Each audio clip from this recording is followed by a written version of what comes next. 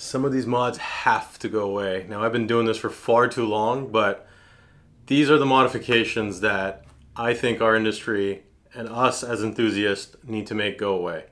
So let's talk about them.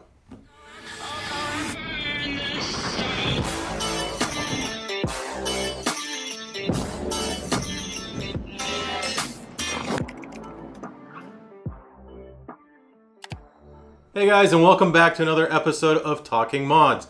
On today's segment, we're going to talk about modifications that hopefully need to go away. You might disagree. If you do, write about it. I have no problem with it. If you have some other ones you guys want to suggest, please put them in there. You know, I've been doing this for, 17 years of mod bargains. You know, we sell wheels, exhaust, suspension, everything you guys need.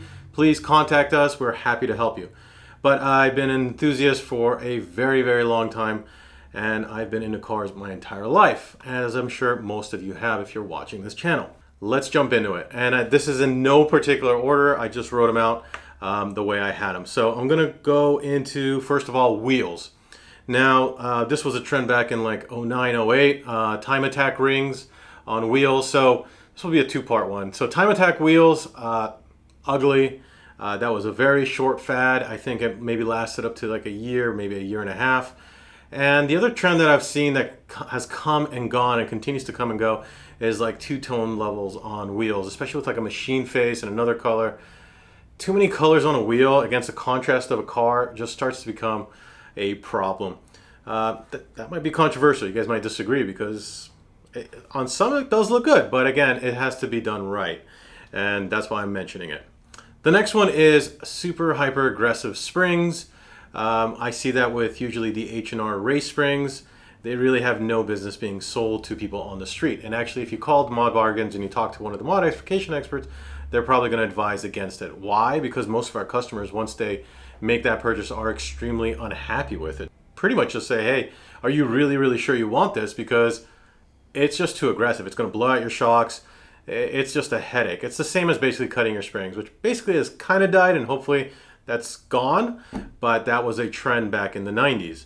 Another one, I did a whole video about how spoilers that work, and so you guys can, we'll put that up there. You know, spoilers belong on some vehicles, but there are spoilers that just don't belong, where they create drag and create problems. Chassis mounted spoilers especially are a trend that needs to go away, but putting on spoilers on vehicles that just, you know, it makes no sense. They don't need a spoiler, or they're just super huge. That's just a problem. It doesn't look right.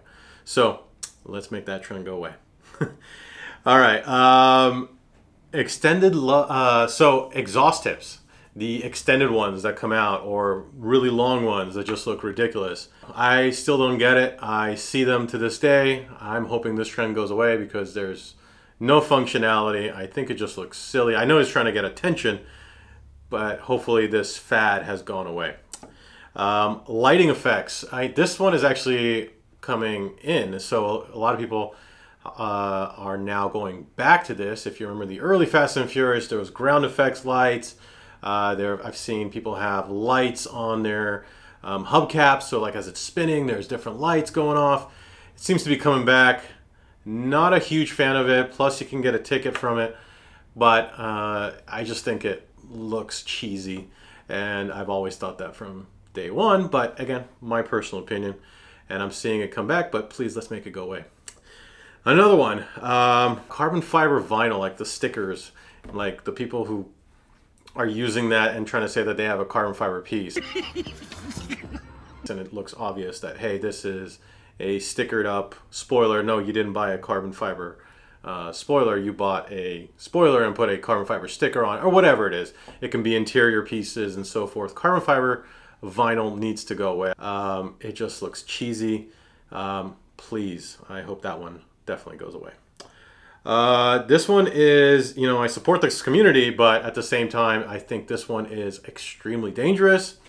This is the Hellaflush, or that whole stance where the wheels are, you know, you're basically putting super thin tires that don't fit on those rims, and it's like a rubber band about to come right off.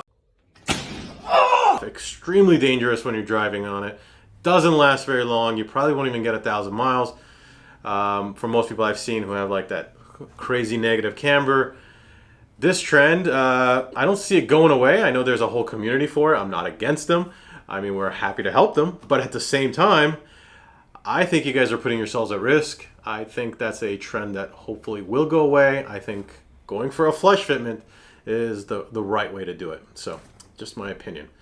Now, this next one, I think if you have some past experience, if you've been around it, now you won't see this one very often anymore. I think it's kind of silly when you do see it on some sites. HKS actually developed one, which really blew me away. This used to be all over eBay, and if you ever run into this on a website, I remember the first time I ever saw this, I kept clicking on it, wondering what the hell is he talking about.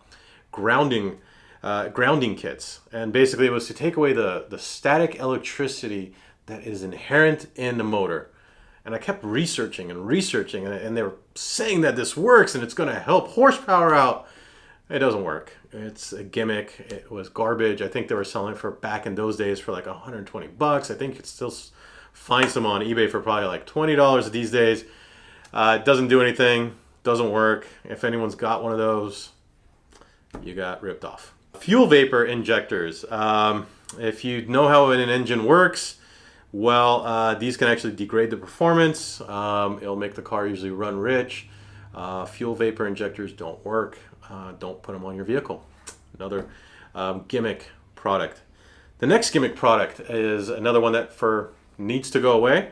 Fuel ionizers. This doesn't work. Basically, the whole idea of this one, if you've ever seen this, they basically put it in between the injector and the fuel pump, and the ionizer is supposed to create this ionic field, and it's supposed to make it better in how the fuel comes out, and it's supposed to be cleaner. Fuel is pushed out as a mist. It comes out perfectly fine. This doesn't do anything. This is another gimmick product. So if you ever see this, you do not need this product. It's just adding more additional weight and something in between to fail. Stay away from it. All right. We got what they call Vortex devices for intakes, or sometimes you see throttle bodies. Now, this could be controversial. Sometimes it might work. Now, modern day cars with mass airflow sensors, this is really not going to work unless that intake is not pulling in as much air. But most intakes are pulling in enough air. You do not need this product. The idea is that these spacers or these vortex makers are creating a tornado effect to drive down more air. In general, they do not work. There has been cases where it does, but in general, it does not. So if you are looking at that product, make sure it has fully been tested and dynoed, and you have a legitimate source providing it. Talk to them about it. But in general, it's one of the ones that I'd say needs to go away. I just don't see this as a modern day vehicle needing it. So this is one of those modifications that needs to go away into the future. Now, we sell this product. I understand that it helps the look of some people's vehicles, and it's a very cheap alternative. But this last one is kind of one that I think, in general, is just I think just paint your brake calipers. Don't put these brake caliper covers on. Hopefully I didn't offend, but brake caliper covers are just not my personal favorite thing. They don't do anything except it's an aesthetic. It's just an additional aesthetic on there. I think painting it or getting it powder coated, if it's done correctly. Powder coating, be careful with that.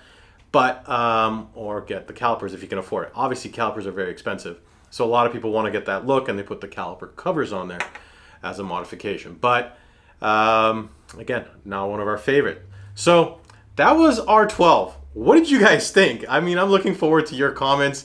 I hope you guys like this topic. Please hit the like button. I probably should have asked earlier, but hopefully you guys enjoyed this video. And as always, if you haven't subscribed, please do so. It really helps us out. And I will see you guys on the next Talking Mods.